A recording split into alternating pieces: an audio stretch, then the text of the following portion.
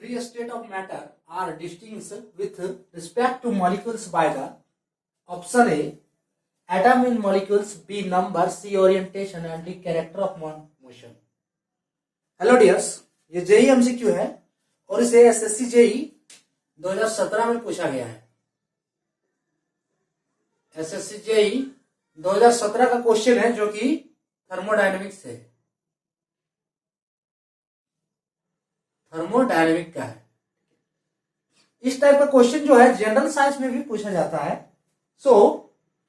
Question ये है कि थ्री स्टेट ऑफ मैटर, जो मैटर के थ्री स्टेट होते हैं, are distinguished with respect to molecules by the, ठीक है, यानी कि मॉलिक्यूल्स के रूप में हम कैसे पहचानेंगे थ्री स्टेट के मैटर को, या फिर मॉलिक्यूल्स के रूप में उसे कैसे वर्गीकृत किया गया है, ठीक है। उसमें मॉलिक्यूल्स का यानी कि क्या भूमिका होती है। जो थ्री स्टेट ऑफ मैटर है, थ्री स्टेट ऑफ मैटर क्या क्या है? सॉलिड, लिक्विड, गैस, ठीक है। थ्री स्टेट ऑफ मैटर क्या है? थ्री स्टेट ऑफ मैटर, तो थ्री स्टेट ऑफ मैटर क्या है? फर्स्ट है सॉलिड, सेकेंड वन है लिक्विड,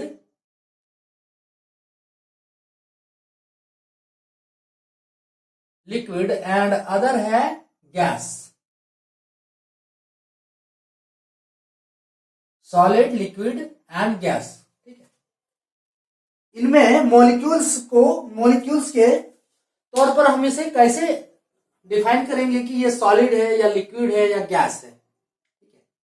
तो इन केस ऑफ सॉलिड में क्या होता है कि मान लीजिए ये एक सॉलिड है,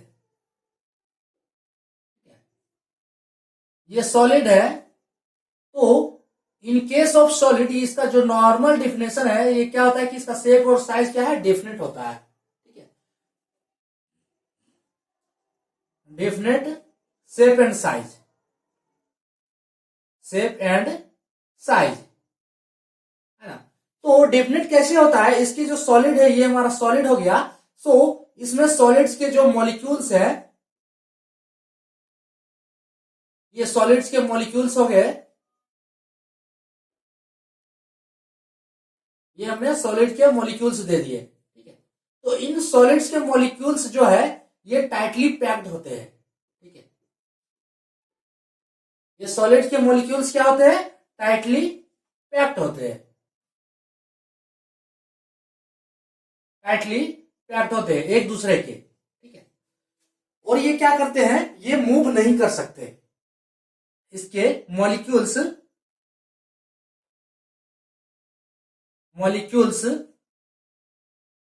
डू नॉट मूव,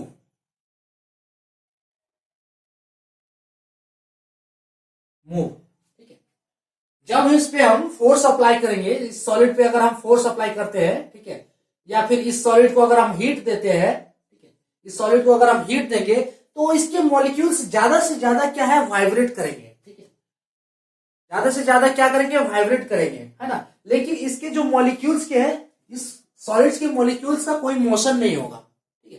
तो इसी वजह से ये सॉलिड है, इसके मॉलिक्यूल्स का कोई मोशन नहीं होगा, या फिर ये मॉलिक्यूल्स एक दूसरे के रिस्पेक्ट में भी मूव नहीं कर सकते हैं, इसके मॉलिक्यूल्स।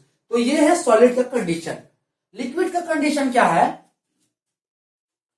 इसमें सॉलिड में एक बात और देख लीजिए कि ये मूव क्यों नहीं करते। इसका कारण भी है कि इन दोनों के जो ये सब मॉलिक्यूल्स है, इसके बीच में जो आपस में जो फोर्स होते हैं वो इंटरमोलिकुलर फोर्स होते हैं, और ये इंटरमोलिकुलर फोर्स जो है बहुत ही स्ट्रांग होता है, ठीक है। इसका नेक्स्ट स्टेप है कि इसमें strong intermolecular force of attraction होता है। स्ट्रॉन्ग इंटरमोलिकुलर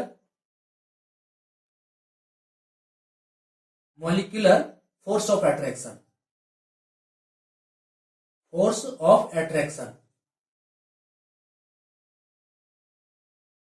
इन मॉलिक्यूल्स के बीच में क्या होता है? Strong intermolecular force of attraction होता है। नेक्स्ट है लिक्विड। नेक्स्ट टर्म क्या है? लिक्विड। लिक्विड का कंडीशन क्या होता है कि ये लिक्विड है, सपोज कीजिए ठीक है,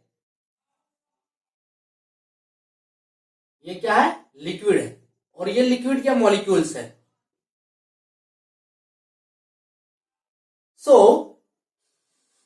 इन केस ऑफ लिक्विड में क्या होता है कि लिक्विड का डेफिनेट शेप एंड साइज नहीं होता है ना, इसमें डेफिनेट शेप एंड साइज नहीं होता है, no definite shape and size. ऐसा क्यों होता है, इसको अगर लिक्विड में मान लीजिए ये हमारा ग्लास है, अगर ग्लास से हम दूसरी जगह इस लिक्विड को पोर करेंगे तो वो उसी का शेप ले लेगा। ठीक है, जिसमें हम पोर करते हैं इस लिक्विड को, जिसमें हम इस लिक्विड को डालेंगे तो वो उसी का शेप ले लेगा। क्यों ले लेगा, क्योंकि ये लिक्विड के मॉलिक्यूल्स जो है ये एक दूसरे के रिस्पेक्ट में मूव कर सकते हैं, फ्रीली तो नहीं मूव करेंगे, ये एक दूसरे के रिस्पेक्ट में इसके मॉलिक्यूल्स जो है वो मूव कर सकते हैं, और ये टाइटली पैक्ड नहीं होता है। लिक्विड के मॉलिक्यूल्स क्या है, एक दूसरे के रिस्पेक्ट में मोशन कर सकते हैं। ठीक है, मॉलिक्यूल्स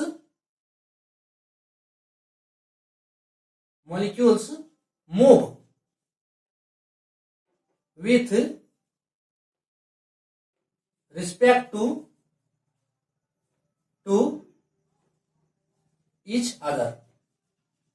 ठीक है, इसके मॉलिक्यूल्स एक दूसरे के रिस्पेक्ट में मूव कर सकते हैं, और इसका जो इंटरमोलिक्यूलर फोर्स ऑफ अट्रैक्शन होता है वो सॉलिड से ज्यादा होता है। ठीक है, ये सॉलिड से कम होता है, सॉलिड से ज्यादा नहीं, सॉलिड का ज्यादा होता है और इसका कम होता है। सो लेस इंटरमोलिक्यूलर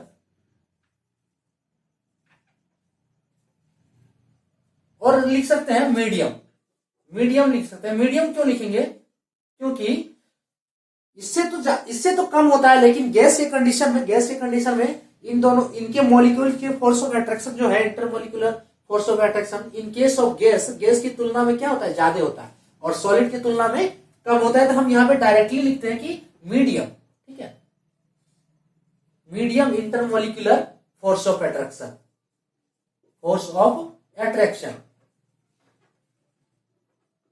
ठीक है, medium intermolecular force of attraction. और इसके मॉलिक्यूल्स क्या है, फ्रीली तो मूव नहीं करेंगे, दे डू नॉट मूव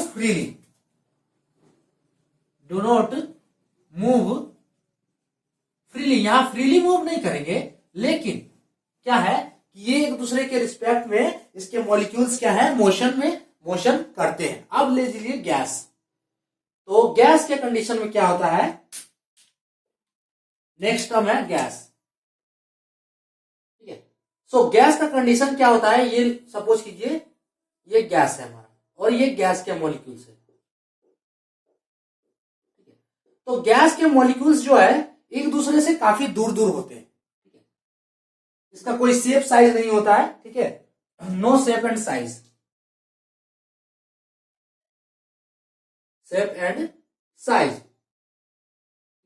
और इसके मॉलिक्यूल्स क्या होते हैं, एक दूसरे से बहुत ही दूर होते हैं, और इसका जो ये मॉलिक्यूल्स जो गैस के मॉलिक्यूल्स है वो फ्रीली मूव कर सकते हैं, क्योंकि इस मॉलिक्यूल्स के बीच जो है इंटरमोलिक्यूलर फोर्स ऑफ अट्रैक्शन क्या है, बहुत ही कम होता है। सो मॉलिक्यूल्स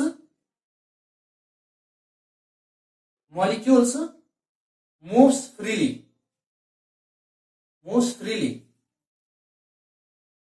ठीक है, और इसके बीच जो इंटरमोलिक्यूलर फोर्स ऑफ अट्रैक्शन होता है वो लेस होता है, इसलिए ये मोशन करते रहते हैं। Less intermolecular force of attraction,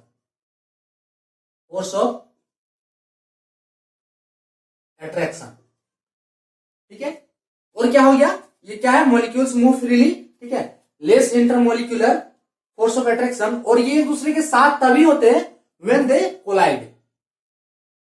molecules together, जब एक दूसरे से कोलाइड करते हैं, तो when they collide each other. ठीक है molecules move freely, less intermolecular force of attraction होता है इसमें, और क्या है, molecules together when they collide each other, ठीक है, जब एक दूसरे से कोलाइड करते हैं। सो ये क्या है, मॉलिक्यूल्स फ्रीली मूव करते हैं। यानी कि इन तीनों के कंडीशन में हमने देखा कि जो मॉलिक्यूल्स का जो यहाँ पे मॉलिक्यूल्स की भूमिका जो है वो क्या है कि इसमें मॉलिक्यूल्स टाइटली पैक्ड है, ठीक है, इनके बीच का मोशन नहीं हो रहा है, मॉलिक्यूल्स के बीच जो है, यानी कि मॉलिक्यूल्स मोशन नहीं कर रहे हैं। इसमें क्या है, मॉलिक्यूल्स रिलेटिवली मोशन में है, ठीक है, एक दूसरे के रिस्पेक्ट में मोशन कर रहे हैं, और इसमें मॉलिक्यूल्स क्या है, फ्रीली मोशन कर रहे हैं, ठीक है। यानी कि इन केस ऑफ सॉलिड में क्या है, नो मोशन, ठीक है, इन केस ऑफ सॉलिड में मॉलिक्यूल्स क्या है, नो मोशन, इसमें मॉलिक्यूल्स नो मोशन कर रहे हैं। ये मॉलिक्यूल्स इसमें क्या है, motion with respect to each other, with respect to each other, ठीक है, एक दूसरे के रिस्पेक्ट में मोशन कर रहे हैं। और इसमें क्या है, इसमें मॉलिक्यूल्स क्या है, फ्रीली मोशन कर रहे हैं, है ना, गैस के मॉलिक्यूल्स फ्रीली मूव कर रहे हैं। तो ये कंडीशन होता है सॉलिड, लिक्विड एंड गैस का। यानी कि जो 3 state of matter are distinct with respect to molecules by the, तो ये किसकी वजह से, कैरेक्टर ऑफ मोशन, कि उसका जो मोशन का कैरेक्टर क्या है उसके आधार पर इसको क्या है, डिस्टिंग्विश किया जाता है, ठीक है, पहचाना जाता है, ठीक है। तो इसका आंसर क्या हो जाएगा, option D. 3 state of matter are distinct with respect to molecules by the, तो इसका आंसर क्या हो जाएगा, option D, character of motion, इसके आधार पर डिस्टिंग्विश किया जाता है, ठीक है। एटम्स इन मॉलिक्यूल्स, यानी कि एटम ये तो सभी में होता है, ठीक है, ये भी नहीं होगा, नंबर पे भी नहीं होगा और ओरिएंटेशन पे भी नहीं होगा, तो इसका आंसर क्या आ जाएगा, option D, character of motion. तो ये था हमारा आज का जो हमारा topic, solid, 3 state of matter, solid, liquid, gas, और इसे मॉलिक्यूल के आधार पर कैसे पहचाना जाता है। तो आज का ये क्वेश्चन। तो आज के लिए इतना ही, थैंक्स।